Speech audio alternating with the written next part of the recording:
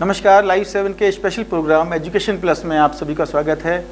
आज हमारे बीच स्टूडियो में डॉक्टर राशि भटनागर हैं उपस्थित हैं और जो कि पेशे से साइकोलॉजिस्ट हैं और गोल्ड मेडलिस्ट हैं HNB गढ़वाल यूनिवर्सिटी से, और साथ ही साथ देहरादून में करीबन पिछले 25 सालों से अपनी साइकोलॉजी थेरेपी और इसके अलावा डिसेबिलिटी के फील्ड में काम कर रही हैं और अपनी सर्विसेज सोसाइटी को दे रही हैं। मैं आपका स्वागत करता हूं मैडम, बहुत बहुत स्वागत है आपका स्टूडियो में। और मैं ये जानना चाहता हूं कि पहले आप थोड़ा सा अपने बारे में बताएं, क्या आपकी जर्नी रही, कैसे रहा, आपकी एजुकेशन कहाँ रही, किस तरह से आपने क्यों ये फील्ड चुनी। साइकोलॉजी मुझे लगता है कि समाज से हटी हुई फील्ड है, लोगों को लगता है कि ये समथिंग डिफरेंट है, लोग सब बनना अच्छी, कोई आईएएस बनना चाहता है, कोई पुलिस ऑफिसर, कोई डॉक्टर। तो as a lady how you feel कि ये साइकोलॉजी में मुझे जाना है, या आपका क्या इंटरेस्ट रहा इसमें? मेरी education most of the time जो मेरी स्कूल एजुकेशन है वो देहरादून और मेघालय से है, नॉर्थ ईस्ट से, और उसके बाद मेरा कॉलेज और आगे की सारी पढ़ाई इधर ही से है, उत्तराखंड से, PhD एंड ऑल। ये सब चीज़ें एक फ़्लो में चलती रहीं। पहले मेरा जो ज़्यादा इंक्लिनेशन रहा था वो म्यूज़िक की तरफ रहा था, तो ऐसा लगता था कि मुझे म्यूज़िक में आगे बढ़ना है। लेकिन समय के साथ चीज़ें शायद कुछ तय होती हैं या क्या है कि वो साइकोलॉजी एक मेरा फील्ड बनता चला गया, और ये इतना नेचुरली, इतना स्मूथली हुआ कि मुझे पता ही नहीं लगा कि कब मैं इसमें करियर की तरफ बढ़ गई। और जो मेरा म्यूज़िक का बैकग्राउंड था और जो भी एट्रीब्यूट्स थे, जैसे मैं बोलती काफ़ी हूँ, मैं टॉकेटिव हूँ, तो ये सब चीज़ें बड़ी कंट्रीब्यूटिंग थी इस फील्ड में, और ये सब चीज़ों से मुझे बड़ा सपोर्ट मिला। फॉर्चुनेटली मुझे गवर्नमेंट ऑफ इंडिया के लिए काम करने का मौका मिला, जहाँ पर कि डिसेबिलिटी पे काम होता था। तो नेशनल इंस्टीट्यूट में मैंने कई साल काम किया, और वहाँ से एक फ़्लो बना इस तरीके का कि मैं सेंसिटाइज हुई डिसेबिलिटी एरिया की तरफ। उससे स्प्रेड होते होते, जैसे शुरुआत मैंने विजुअल इम्पेयरमेंट से करी है, लेकिन अभी हर तरह की डिसेबिलिटी में डील करना, उनकी जांच करना, पेरेंट्स और फैमिलीज़ को सपोर्ट देना, ये सब चीज़ें मेरे दायरे में शामिल होती चली गई। तो पता ही नहीं लगा कि यहाँ पर कैसे पहुँची, but I love my work. मैं बहुत इंजॉय करती हूँ मैं जो भी करती हूँ, और बच्चों के साथ जुड़ के काम करना, एडोलेसेंट्स के साथ, छोटे बच्चों के साथ, ये सब मुझे बहुत पसंद है। और इसमें बहुत कुछ है अभी भी जो मुझे सीखना बाकी है और आगे करना बाकी है। बहुत बढ़िया। और जहाँ तक दर्शकों को बता दूँ, पैशन की जो बात है, she is very passionate lady, और अपनी फील्ड में इनकी जो महारत हासिल है, जो इनको डीप नॉलेज है, उसके हम सभी कायल हैं। मैं भी काफ़ी दिनों से जानता हूं इनको। और बेसिकली हम आपसे ये पूछना चाहेंगे मैडम, डिसेबिलिटी की फील्ड, जैसे आपने बताया कि गवर्नमेंट ऑफ इंडिया के ऑर्गेनाइजेशंस के साथ आपको काम करने का मौका मिला, तो डिसेबिलिटी की फील्ड में ज़रूर हम चर्चा करेंगे। लेकिन हम शुरुआत करते हैं एडोलेसेंट एज जो होता है, एडोलेसेंट जो बच्चे जब रहते हैं, यानी कि 10-11 साल से लेके और 18-19 साल तक के एज का जो एरिया होता है, जो टाइम होता है, उसमें आपको क्या लगता है एज ए एक्सपर्ट, आप देखते हैं कि बच्चों के अंदर क्या बिहेवियरल चेंजेस आते हैं? एडोलेसेंट एज को कहा जाता है टर्मोइल की स्टेज है। ये एक पूरा फेज़ होता है जो, जैसे आपने बताया, 10 साल की उम्र से लगभग शुरू होके 19 और कहीं कहीं 20 साल तक भी माना जाता है, 20-21 साल तक। यहाँ पर प्यूबर्टी से जो चेंजेस आने शुरू होते हैं वो ओवरऑल चेंजेस लाते हैं बच्चे में। तो वो फिजिकल भी हो सकते हैं, हार्मोन्स चेंज हो रहे होते हैं, ग्रोथ एंड डेवलपमेंट साइड पे भी चेंजेस हैं, समझ को लेके, ये जो सारे डोमेन्स हैं ये तो हैं ही। इन सब के साथ साथ कुछ चीज़ें व्यवहार में नज़र आती हैं। तो जो व्यवहार में बदलाव होता है उसे कई बार लोग बिहेवियरल प्रॉब्लम की तरह लेते हैं, जबकि मैं कहती हूँ कि बिहेवियर इज़ अ रिपरकशन, ये एक परिणाम है किसी चीज़ का। तो कुछ भी जो बैकग्राउंड में चल रहा है उसका परिणाम हमें व्यवहार में दिखता है। जैसे हम लोग खुद भी, अगर हम कभी चिड़चिड़े दिखते हैं या गुस्सा कर रहे होते हैं, तो वो सिर्फ बिहेवियर एक अपने आप में इंडिपेंडेंट एंटिटी नहीं है, वो किसी चीज़ की वजह से हो रही है। तो पहले तो हमें समझना है कि जो एडोलेसेंट एज है उसके अंदर आने वाले बदलाव क्या क्या हैं। तो उतना हम लोग उतना वक्त उस पर तो नहीं लगा सकते अभी कि हम पूरा डेवलपमेंट पार्ट को समझें, लेकिन हमें समझना है कि हार्मोन्स बदल रहे हैं, जो आसपास का जो वातावरण है उसको समझने का तरीका बदल रहा है बच्चे को।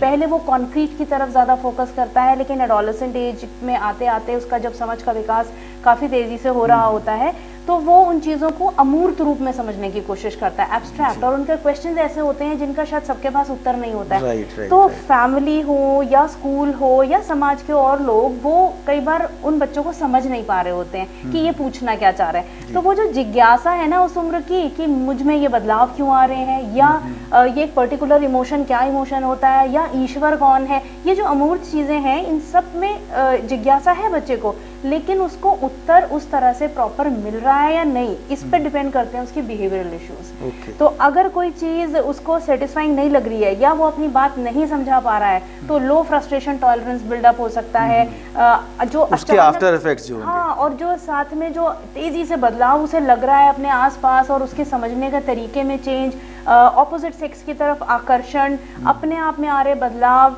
या कुछ भी समाज में ऐसा हुआ तो उस वजह से विड्रॉ कर जाना, ये सब चीज़ें उसके व्यवहार में नजर आने लगती हैं। तो हम अगर इसको इंडिकेटर्स भी माने तो ये एक बहुत अच्छा तरीका होता है समझने का कि कुछ बदल रहा है। अब वो अनयूजुअल है या यूजुअल है और बच्चा उसे कोप अप कर पा रहा है कि नहीं, ये देखना होता है। अगर बच्चा कोप अप नहीं कर पा रहा है, दूरियां बढ़ रही हैं या रोज रोज व्यवहार में इतना चिड़चिड़ापन आ रहा है कि सीखने में समस्या आ जा रही है, तो उन चीज़ों को फिर एड्रेस करना ज़रूरी हो जाता है। तो कंफ्यूजन की स्टेट भी आप देखेंगे उसमें, कॉन्फ्लिक्ट्स देखेंगे, आर्ग्यूमेंट्स देखेंगे, अपनी बात समझा पाने की एक कश्मकश होगी, या बच्चा एकदम चुप हो जाएगा, विड्रॉ कर जाएगा। कभी कभी ऐसे व्यवहार भी देखने को मिलते हैं जिसमें बच्चे बहुत ज़्यादा एंग्शियस हैं और वो एंग्जाइटी के चलते कुछ बिहेवियरल इश्यूज थोड़े सीरियस वाले दिखाते हैं, जैसे सेल्फ इंजूरियस बिहेवियर्स कर लेते हैं, अपने आप को काटना या कुछ इस तरह का, अपने आप को हार्म पहुंचाना। आजकल ये भी देखने को ये बहुत कॉमन हो रहा है और मेरे पास इस तरह के अभी बहुत लोग रिपोर्ट कर रहे हैं इस उम्र में, खास तौर से 14-15 साल की उम्र के बच्चे काफ़ी आ रहे हैं। तो वो कहीं ना कहीं ये भी है कि एक तो वो बदलाव से कोप अप करना उनके लिए मुश्किल है और साथ में उनको कोई समझ नहीं पा रहा है। ये सब मिक्सअप होके उनको अंदर से इतना एंग्शियस बनाता है कि फिर वो चीज़ें शब्दों में ना निकल के व्यवहार में निकलती। नहीं, ये आपने बहुत महत्वपूर्ण बात कही। और मुझे जहाँ तक समझ में आता है कि एज ए पेरेंट, हम भी पेरेंट हैं और पेरेंट भी कहीं ना कहीं इस स्थिति से गुजरते होते हैं, लेकिन जब बच्चे इस स्थिति में होते हैं तो वो समझने की जगह उनमें क्वेश्चनिंग करना शुरू करते हैं। तो मैं आपसे ये जानना चाहूँगा कि पेरेंट्स का क्या रोल होना चाहिए। मतलब बच्चे जब ऐसे स्थिति में हैं, जब उनकी समझ नहीं है, उनको कुछ समझ नहीं आ रहा है और स्टेट ऑफ कन्फ्यूजन है, वहाँ पे हमारा क्या एज ए पेरेंट क्या कर्तव्य बनता है वहाँ? जी, पेरेंट्स सबसे नज़दीकी लोग होते हैं जो बच्चे के साथ हैं, और पेरेंट्स से ज़्यादा अपने बच्चे को कोई नहीं जानता, क्योंकि वो उन्होंने मैक्सिमम वक्त बच्चे के साथ गुजारा होता है, चाहे इंटरेक्शंस कम भी हो लेकिन वो बेहतर समझते हैं। तो उनको वो बदलाव एकदम से दिखेंगे। पहली चीज़ तो उन बदलावों को नज़रअंदाज नहीं करना है पहले तो। हाँ, कुछ बदल रहा है, इस चीज़ को रिकग्नाइज करना है। अपने बॉन्डिंग पे काम करने की भी ज़रूरत है, क्योंकि बच्चे के अंदर की जो जिज्ञासा है वो प्रश्नों के रूप में बाहर आएगी। And when the child goes for asking some question और उसको एक अप्रोप्रिएट आंसर नहीं मिलता, तो वो जिज्ञासा तो वहीं बनी रहती है, तो वो प्रश्न फिर कहीं और पूछे जाते हैं। अब वो कोई और सोर्स कौन है, समाज में कोई ऐसे लोग हैं जो शायद सही नहीं है अभी उसके लिए संपर्क में आने के लिए, वहाँ पर पूछे गए प्रश्नों के उत्तर कभी कभी गलत मिल जाते हैं। जैसे बच्चा अगर अपने शरीर में आने वाले बदलावों के बारे में जानना चाह रहा है या कोई और एक्टिविटीज़ के बारे में जानना चाह रहा है, तो सबसे अच्छा सोर्स है घर में पूछना, उसको उस तरह का उत्तर दिया जाए। तो उत्तर देने से ना बचें एक तो पेरेंट्स, क्योंकि जब वो यही चीज़ बाहर कहीं पूछेगा तो शायद कोई ये कह सकता है अब तुम बड़े हो रहे हो, अब सिगरेट पी के देखो, स्थितियां बदल रहेंगी, फलाने का कांच तोड़ के आओ, है ना, अब तुम बड़े हो गए हो। तो लोग अपने मन की चीजें भी कभी कभी उन बच्चों से करवा लेते हैं और वो बच्चा नहीं समझ पाता है कि मैंने गलत क्या किया। उसके जब परिणाम सामने आते हैं तो वो बहुत असमंजस में आ जाता है। तो पेरेंट्स पहले तो वो स्कोप दें, वो बॉन्डिंग इस तरह की रखें कि बच्चा ओपन अप हो सके प्रश्न पूछने के लिए, उसे मालूम हो कि ये मेरी सही जगह है प्रश्न पूछने की। और जब वो प्रश्न आता है तो उससे झिझके नहीं, बताने की कोशिश करें उसकी उम्र और समझ के अनुसार कि वो कैसे समझ पाएगा इन चीज़ों को, और उसको कंफर्टेबल करना कि हम भी इस दौर से निकले हैं। तो ये ऐसा कुछ नहीं है जो बहुत नया हो रहा है, क्योंकि बच्चे के लिए वो हर चीज़ ऐसी होगी शायद ये कुछ मुझे ही हो रहा है, क्योंकि अभी शायद दोस्तों में भी उतना बात करना शुरू नहीं हुआ था। तो ये भी ध्यान देना है कि दोस्त होने चाहिए और हैं तो कैसे हैं, ये चीज़ों पर ध्यान देना है। साथ में बातचीत, सिंपल बातचीत, कोई ज़रूरी नहीं हम गंभीर मुद्दों पे बात करें कि तुम्हें क्या करना चाहिए, आइडियल कैसा बनना चाहिए, जो चल रहा है, अक्सर होता है, जो कि अक्सर कि हम बहुत प्रीचिंग कर जाते हैं। और प्रीचिंग कोई भी नहीं हम ही कितना सुनना चाहते हैं, हम उपदेश कितना सुनना चाहते हैं ना। तो कोशिश रहे कि उनके इंटरेस्ट के टॉपिक्स पे बात की जाए और थोड़ा थोड़ा टाइम निकाला जाए उनके साथ। अगर हम ज़्यादा नहीं दे सकते हैं उसे हम क्वालिटी टाइम का नाम दें। ऐसा नहीं है कि हम सब एक रूम में बैठे हैं लेकिन सब अपने अपने फ़ोन पर हैं, या हम बात नहीं कर रहे, नहीं हम तो 1 घंटे से साथ थे, ऐसा भी ना हो। वो अगर 5 मिनट भी हैं तो वो 5 मिनट क्वालिटी वाले हों, वो इंटरेक्शन वाले हों, और बच्चों को इस उम्र पे एक दोस्त की तरह ट्रीट किया जाए। तो ये सब चीज़ें हैं। फिर उनके आए हुए प्रश्न हैं जो उनमें कन्फ्यूजन्स क्या हैं। फिर कुछ ऐसे बिहेवियर जो बहुत अटपटे लग रहे हैं, जैसे अचानक से बच्चा शांत हो गया है, उसके मूड में चेंजेस आ गए हैं, या बहुत ज़्यादा इरिटेशन शो करने लगा है। तो ऐसे केस में उससे बैठ के बात की जाए कि क्या वजह है, क्योंकि कभी कभी परिवार से बाहर या परिवार में ही कुछ अब्यूसिव कंडीशंस हो जाती बिल्कुल, हैं। बिल्कुल, और बिल्कुल। वो बच्चे नहीं जानते हैं कि ये हमें बताना चाहिए कि नहीं। शायद उनके मन में डर होता है कि अगर हम बताएंगे तो हम ही गलत ठहराए जाएंगे, हम पे ही ब्लेम आ जाएगा। और अगर कोई अब्यूज़र है तो वो पहले भी डराने की कोशिश करता है बच्चे को। तो हमें वो एक प्लेटफॉर्म देना ज़रूरी है कि जो कुछ भी है, we are the right person you can discuss here, और उस चीज़ को फिर बच्चे को दोषी ना ठहराते हुए रिजॉल्व करने की कोशिश की जाए। तो ये जो सडन चेंजेस हैं बिहेवियर में, इनको भी अननोटिस ना जाने दिया जाए। मतलब कॉन्फिडेंस देना की ज़रूरत है बच्चों को, हाँ, कि अगर कोई कंफ्यूजन है तो दे कैन कम एंड बिल्कुल ये होगा बॉन्डिंग से, क्योंकि ये कहने से नहीं होता है। अगर बच्चा डरता है और आप कहें डरो मत आ जाओ, तो वो नहीं आएगा। हमें वो एग्जाम्पल प्रेजेंट करना होगा कि वी आर फ्रेंड्स, है ना, आप बोल सकते हो। तो अपनी वीकनेसेस कहने से भी ना बचें। ऐसा डरने की ज़रूरत नहीं होती, क्योंकि पेरेंट्स सोचते हैं अगर हमने अपनी कोई कमी बताई तो कहेगा बस सब तो ठीक है ना, मेरे में भी कमी हो सकती है। तो ये आपके पास है तो मेरे पास होनी है। हाँ, तो हम सब गलतियां करते आए हैं, बचपन से भी गलतियां होती रही हैं। हम सब ग्रोथ एंड डेवलपमेंट में बहुत सारी चीज़ें कभी कभी नहीं समझ पा रहे होते हैं। तो उन सब चीज़ों को मानना, स्वीकार करना, और फिर उसके बाद कि हाँ, इनको चेंज करना ज़रूरी होता है। बहुत सारी चीज़ें सुनने में आती है ना, आपने भी देखा होगा कि बच्चे से एक्सपेक्ट किया जाता है कि 90% लाओ, 95% लाओ, लेकिन अगर पेरेंट्स से पूछा जाए आप लाए थे तो बहुत नहीं, वो हर कोई बचना चाहता है कि अपने नंबरों को नहीं बताना चाहते। तो it's okay to be mediocre. अगर आप प्रॉपर नहीं है कोई बात नहीं, आपका डेवलपमेंट सही चल रहा है उम्र के अनुसार, व्यवहार मैनेज्ड हैं, तो दैट्स फाइन। तो इन चीज़ों से डरना नहीं चाहिए पेरेंट्स को। दूसरा, सॉरी कहने से नहीं डरना चाहिए। हम सब गलतियां करते हैं, क्योंकि parent in itself is a learning process, parenting, everybody is learning. हाँ, तो हम जो ज़्यादातर पेरेंट्स क्या गलती करते हैं, हम सोचते हैं हम उस उम्र से निकल गए, हम सब जानते हैं। ऐसा नहीं है। एक तो जनरेशंस और आफ्टर जनरेशंस कुछ बदलाव आ रहे हैं। जैसे अब टेक्नोलॉजी इतनी एडवांस है कि हम नहीं जानते वो चीज़ें जो बच्चे जानते हैं, तो उन चीज़ों को स्वीकारना कि हाँ हमें नहीं आता। दूसरा चीज़ कि एज पेरेंट्स हम भी गलती कर सकते हैं, उसको मान लेना और फिर आगे बढ़ना बहुत हेल्दी एनवायरनमेंट क्रिएट करता है, क्योंकि तब बच्चा भी समझता है कि मुझे भी गलती करने का सॉरी बोलना होगा। लर्निंग जाता है। बिल्कुल। तो हम एज पेरेंट्स सीख रहे हैं, वो एज बच्चे ग्रो कर रहे हैं, सीख रहे हैं। तो इट्स अ म्यूचुअल प्रोसेस जो साथ साथ में चल रहा है। तो उससे झिझके नहीं, अपने आप को एक ईगो के दायरे में बांध के नहीं चलने की ज़रूरत होती है कि हमें सब आता है, तो वो चीज़ें फिर डैमेज कर जाती हैं अदरवाइज। नहीं, ये बहुत अच्छा है।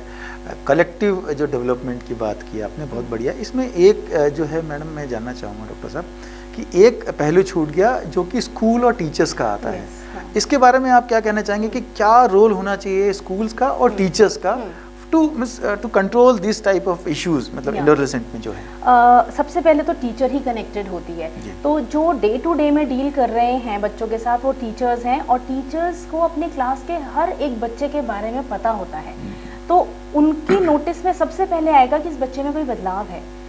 उन चीज़ों को एड्रेस करना, अलग से बुला के बात करना, एक कंफर्टेबल प्लेटफॉर्म प्रोवाइड करना कि आप बता सकते हो, अगर हमसे संभव होगा तो हम उसको सॉल्व करेंगे, अदरवाइज हम इसमें देखेंगे कैसे सॉल्व किया जा सकता है। तो कई बार कई बच्चों के परिवारों में समस्याएं हैं, वो कहाँ बोलेंगे, तो उसके लिए भी एक बहुत अच्छा प्लेटफॉर्म होता है स्कूल। तो अगर वहाँ पर एक एक्सेप्टिंग एनवायरनमेंट, एक वार्मथ उनको टीचर की तरफ से मिलता है और वहाँ के एनवायरनमेंट में वो चीज़ महसूस होती है, तो बच्चे ओपन अप जल्दी होते हैं। तो ये नोटिस करना है कि चेंजेस क्या आ रहे हैं। कभी कभी ऐसा होता है कि पढ़ाई से रिलेटेड कुछ इश्यूज आ रहे होते हैं, बच्चा अदरवाइज बहुत स्मार्टली बिहेव कर रहा है, लेकिन पढ़ाई में कहीं प्रॉब्लम आ रही है, तो वो सिर्फ टीचर नोटिस कर पाता है, वो पेरेंट्स भी नहीं देख पाते हैं। वो तो देखते हैं कि परफॉर्म अच्छा नहीं कर रहा है, लेकिन पढ़ाई में एग्जैक्टली क्या रीजन है कि परफॉर्मेंस ठीक नहीं आ रही है। तो वहाँ पर जो टीचर्स का पार्ट होता है, जैसे वो स्क्रीनिंग पार्ट पे देख सकते हैं कोई लर्निंग डिसेबिलिटी इश्यूज तो नहीं है, या कोई अटेंशन डेफिशिएंसी तो नहीं हो रही, या सडन चेंज है तो अब ऐसा क्या हुआ। तो ये सब चीज़ें अगर टीचर्स के उसमें रहें, जो उनके टोटल जो रिस्पॉन्सिबिलिटी है उसमें ये शामिल हो जाए, क्योंकि इसके लिए अलग से नहीं बैठना है, ये साइमल्टेनियसली होगा। तो बहुत अच्छा एक रिजल्ट हमें मिल सकता है कि बच्चे को बहुत एक वार्म एनवायरनमेंट मिलेगा जो शायद घर पे भी ना मिल रहा हो। You never know family backgrounds में क्या चीज़ें होती हैं, कई बार एनवायरमेंटली ही चैलेंजेस बहुत होते हैं, जैसे कुछ ऐसी जगहों से लोग आ रहे होते हैं जहाँ इतना एक्सपोजर नहीं है, घर का एनवायरनमेंट हेल्दी नहीं है, डोमेस्टिक वायलेंस है या कुछ है, तो वहाँ बच्चों के डेवलपमेंट पे असर पड़ रहा होता है। फिर न्यूट्रिशन को लेके, क्योंकि घर में जिस परिवार से वो है उनको लगता है कि ठीक है 3 टाइम खाना खा रहा है बच्चा, ठीक है, लेकिन न्यूट्रिशन पूरा जा रहा है कि नहीं ये शायद स्कूल ज़्यादा एड्रेस कर पाएगा, क्योंकि यहाँ पर इन चीज़ों के लिए एजुकेट भी किया जाता है, तो उन चीज़ों को लेकर भी काम हो सकता है। तो काफ़ी सारी चीज़ें हैं जो कि टीचर एक गाइड भी हो सकता है, एजुकेशनिस्ट भी हो सकता है, एक मदरली फिगर भी हो सकता है एट टाइम्स। तो एक चैनल बनने के लिए बीच में स्कूल का बहुत बड़ा रोल है, और स्कूल ही एक ऐसी जगह है जो बच्चे से भी कनेक्टेड है और परिवार से भी कनेक्टेड है। तो टाइम टू टाइम वो होल्ड कर सकते हैं कुछ ऐसे प्रोग्राम जो सिर्फ पेरेंट्स के लिए हों, उनके एजुकेशन के लिए हों। जी। तो नहीं, ये आपने बहुत अच्छा कहा। बेसिकली जो आपकी बातों से जो मुझे समझ में आया है कि जो बच्चों का डेवलपमेंट है उसमें जो रोल है, क्रूशियल रोल टीचर्स और स्कूल का है, क्योंकि अमूमन देखा गया है कि बच्चे टीचर की बात ज़्यादा मानते हैं। पेरेंट्स कहते होते हैं कि साहब बच्चे से कह दीजिए कि वो ये चीज़ ना खाए या फलानी चीज़ खाए, तो ये मैंने देखा है कि इम्पैक्ट रहता है। और अगर इस तरह की फैसिलिटीज़ अगर स्कूलों में और टीचर्स के पास रहेगी तो बिल्कुल जो है हो सकता है कि हम बच्चों को करेक्ट गाइडेंस कर पाएँ। दूसरा मैडम एक चीज़ और मैं देखता हूँ कि जो बिहेवियरल इशू के साथ साथ ये डिफिशेंसीज़ जो आती हैं, जैसे डेफिशिएंसीज आपने एक तो ये बता दिया कि आपका कि फूड के अंदर कोई चीज़ें हैं जो आप नहीं खा रहे हैं तो वो डेफिशिएंसी आ रही है, और उसकी वजह से जो आफ्टर इफेक्ट्स हैं, हो सकता है मेंटल ग्रोथ में कुछ प्रॉब्लम आ रहा हो, या ऑलरेडी कोई बच्चा इस तरह की परेशानी से गुजर रहा हो, शायद उसको कोई आई इशू हो, उसको दिखना कम हो गया हो, दिख नहीं रहा हो, या उसको डिलेक्सेसिया कहते हैं उसको, जैसे उसको आड़ा तिरछा दिखता है। तो इस तरह की चीज़ें जो हैं अगर वो होती हैं तो वो उस तरह से कैसे एड्रेस करेंगे? हाँ, इसके लिए स्कूल लेवल पे बहुत अच्छे से काम हो सकता है, क्योंकि ये चीज़ें घरों में एड्रेस नहीं हो पाती हैं। हम ये कह लें कि अवेयरनेस की कमी है, या उनको लगता है कि एज पेरेंट्स जो हमें करना चाहिए वो हम कर रहे हैं। स्कूल में जब बच्चा एजुकेशन में एंटर करता है ना, तब बहुत सारी चीज़ें नज़र आती है। जैसे आपने डिसलेक्सिया की बात करी, डिसलेक्सिया दिखेगा ही तब जब आप पढ़ना शुरू करेगा बच्चा, होगा वो जन्म से वो इशू, लेकिन वो नज़र आएगा पढ़ाई में। तो स्कूल लेवल एक अर्ली स्क्रीनिंग का काम कर सकता है कि जब बच्चों का एडमिशन हो रहा है तो तब चीज़ें नज़र आ जाएं। फिर उस दौरान जब चीज़ें चल रही हैं, और in that process if you see any kind of attention deficiency या लर्निंग डिफ़िकल्टीज़, तो उनके लिए एक स्क्रीनिंग करी जा सकती है, और एक क्लास में से कितने बच्चों को एक ये अलग सी नीड हो रही है महसूस, जिसे हम स्पेशल नीड बोलते हैं, उनको करके अलग, और फिर असेसमेंट करवाए जा सकते हैं। प्रोफेशनल्स के थ्रू भी होते हैं, और अगर स्कूल में कोई ऐसे प्रोफेशनल हैं जो इसमें ट्रेंड हैं, वो कर सकते हैं इस चीज़ को। तो जब असेसमेंट हो जाता है तब एक प्रॉपर प्लान बन जाता है कि this is the guideline you need to follow. तो उस प्लान के अकॉर्डिंग जब चला जाता है तो बहुत चेंजेस आएंगे। तो चाहे वो माल न्यूट्रिशन की वजह से हो, या फैमिली एनवायरनमेंट की वजह से हो, या सब्सटेंस अब्यूज़ की वजह से हो, ड्रग्स में बच्चे पड़ जाते हैं, अल्कोहल या कुछ भी इस तरह की चीज़ें उसकी वजह से है, तो वो सब चीज़ें आफ्टर इफेक्ट्स के रूप में इस तरह नज़र आती हैं कि पढ़ाई पे इम्पैक्ट दिखेगा, बिहेवियर में दिखेगा, हेल्थ में दिखेगा, मूड्स में दिखेगा, इमोशनल डेवलपमेंट में, और सोशली बच्चा विड्रॉ करेगा। तो वही जो इंडिकेटर्स हैं हमें बताएंगे कि बैकग्राउंड में इश्यूज़ कहाँ हैं, फैमिली लेवल पे हैं, न्यूट्रिशन को लेके हैं, या कोई जनरली कोई चीज़ थी जन्म से, जिसे हम डिसलेक्सिया कह रहे हैं, लर्निंग डिसेबिलिटी या अटेंशन डेफिशिएंसी या ऑटिज्म, कुछ भी हो सकता है, स्लो लर्निंग। तो ये सब चीज़ें हमारी तब निकल के आएंगी जब एक प्रॉपर फॉर्मेट में फिर काम किया जाएगा। लेकिन सबसे पहले आइडेंटिफिकेशन ज़रूरी है। नहीं, ये बहुत अच्छा है कि पता होगा तभी हम काम कर पाएंगे। नहीं, ये बहुत अच्छा है डॉक्टर साहब आपने। मैं एक चीज़ और जानना चाहूँगा, जैसे अभी आपने शुरू में कहा था कि आपको चांस मिला, you work with the government of India for disability की फील्ड में काम किया, तो मैं ये थोड़ा सा जानना चाहूँगा कि गवर्नमेंट ऑफ इंडिया की क्या गाइडलाइंस है स्कूलों के लिए डिसेबिलिटी के लिए, कि डिसेबिलिटी क्या होनी चाहिए। इंक्लूसिव एजुकेशन की बात होती है, गवर्नमेंट ऑफ इंडिया कहती है, स्टेट गवर्नमेंट कहती है, बावजूद उसके इंक्लूसिव एजुकेशन दिखने को नहीं मिलता है।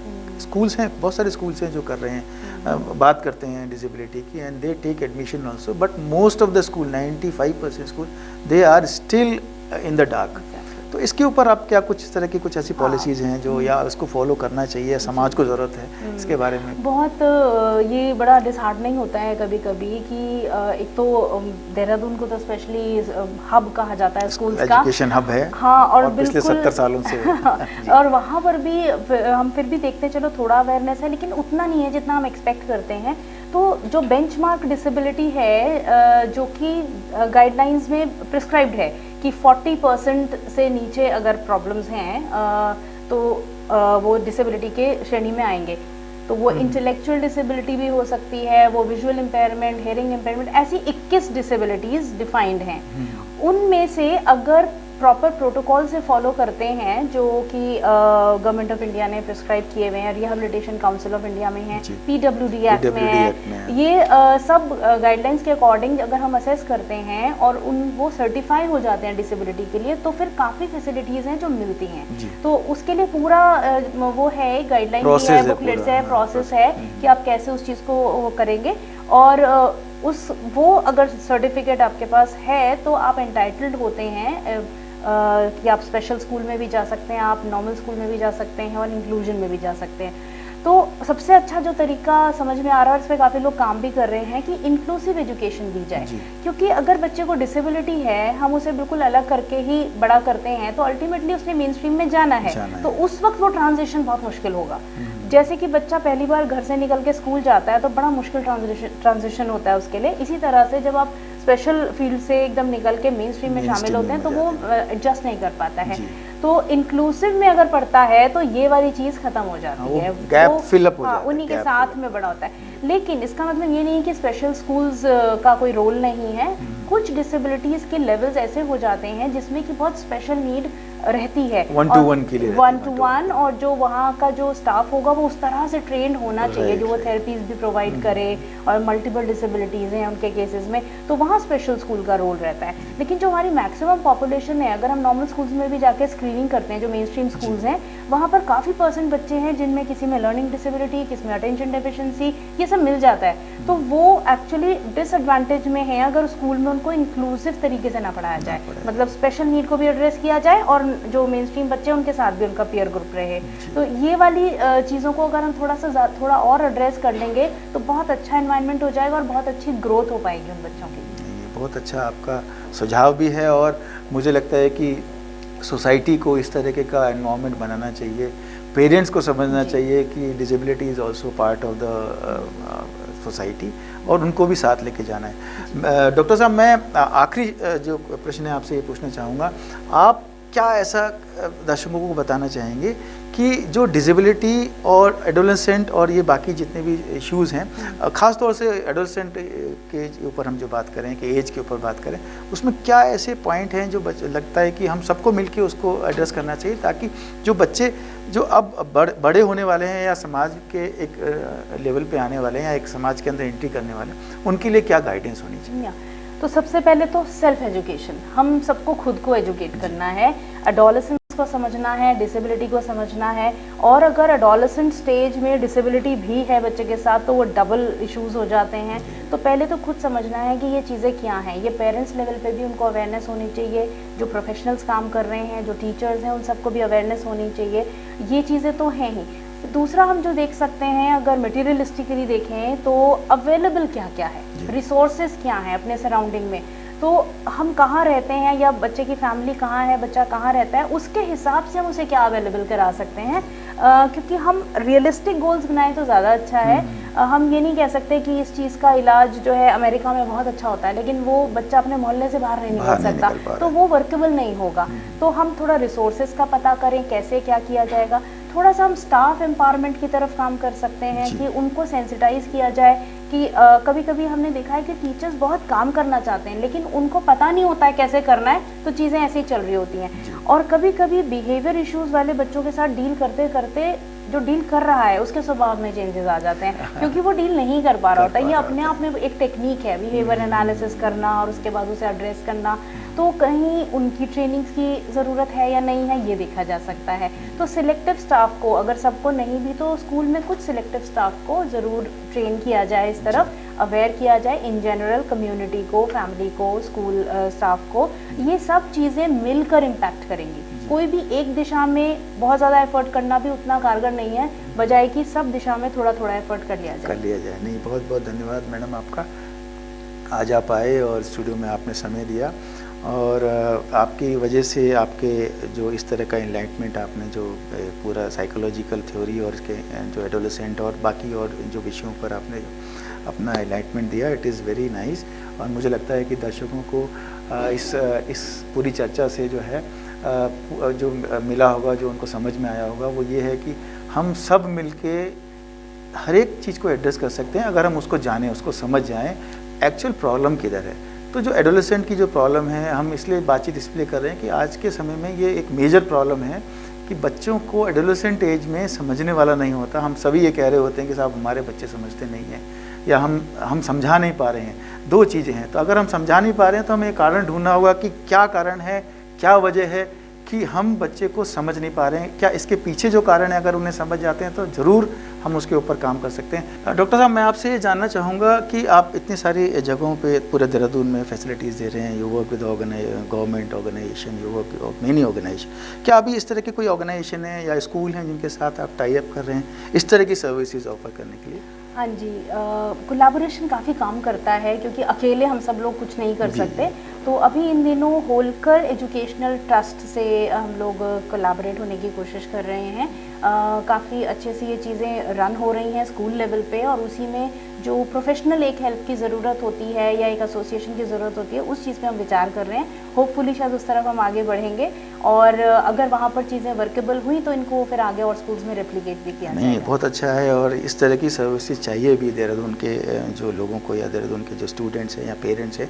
इसके अलावा मैं एक चीज़ और जानना चाहता हूँ मैडम, आप अपना भी एक मैंने सुना है सेंटर रन करती हैं, साइकोथेरेपी या उसके अंदर रन करती है, तो क्या वो कहाँ पर है और किस तरह की फैसिलिटीज हाँ, आप मैं देती हैं? एसोसिएटेड हूँ भी निदान द साइकोलॉजिकल सर्विसेज से। ये देहरादून बेस्ड ही है, और ये towards Rajpur road, canal road पे सिचुएटेड है। कोई अगर अप्रोच करना चाहता है तो वो गूगल मैप के थ्रू भी कर सकते हैं। और निदान द साइकोलॉजिकल सर्विसेज है, तो वो कनेक्ट हो सकते हैं, और उसमें काफ़ी किस तरह की सर्विसेज आप दे रहे हैं? उसमें एक तो हर एज ग्रुप के लिए सब तरह की साइकोलॉजिकल सर्विसेज हैं, जिसमें असेसमेंट्स भी होते हैं, काउंसलिंग होती हैं, साइकोथेरेपी होती है, एडिक्शंस के तरफ भी काम होता है, मेंटल हेल्थ की तरफ भी काफ़ी काम होता है। तो जो भी साइकोलॉजिकल सर्विसेज के दायरे में चीज़ें आती हैं वो हम वहाँ पर एड्रेस करते हैं। जो चीज़ हम वहाँ नहीं कर पाते उसके लिए हम प्रॉपर रेफरल कर देते हैं। जी, नहीं, बहुत बढ़िया। और मैं दर्शकों को बताना चाहूँगा कि किसी भी तरह की साइकोलॉजिकल प्रॉब्लम अगर है, उसे अगर आप एड्रेस कराने के लिए आप चाहते हैं कि एड्रेस की जाए, तो आप मैडम के जो निदान जो है साइकोलॉजिकल जो सेंटर है वहाँ पे आप राजपुर रोड पे जा सकते हैं। इसके अलावा जैसा इन्होंने बताया कि होलकर एजुकेशन ट्रस्ट के स्कूल एडिफाई के अंदर इनका कोलैबोरेशन होने जा रहा है, तो हो सकता है कि वहाँ पे होगा तो वहाँ भी सेंटर हो सकता है, तो that is also one of the place Dehradun के अंदर। बहुत बहुत धन्यवाद मैडम। इन्हीं शब्दों के साथ डॉक्टर साहब का मैं बहुत बहुत धन्यवाद करता हूँ, हमारे स्टूडियो में आपने समय दिया। और दर्शकों से मेरे हमेशा से अपील रहती है कि हम जिस तरीके के प्रोग्राम एजुकेशन प्लस में लेके आते रहते हैं, हम यहाँ पे बात करते हैं सोसाइटी के बारे में, एक्सपर्ट्स को लेके आते हैं, उनकी राय बातचीत करते हैं, उनसे राय सुनते हैं, और ये कोशिश करते हैं कि जो भी एक्सपर्ट अपनी राय दें वो समाज के हर एक हिस्से में जाए और समाज को ठीक करने का काम करें। इसी के साथ अगले प्रोग्राम में आपसे मुलाकात होगी। नमस्कार।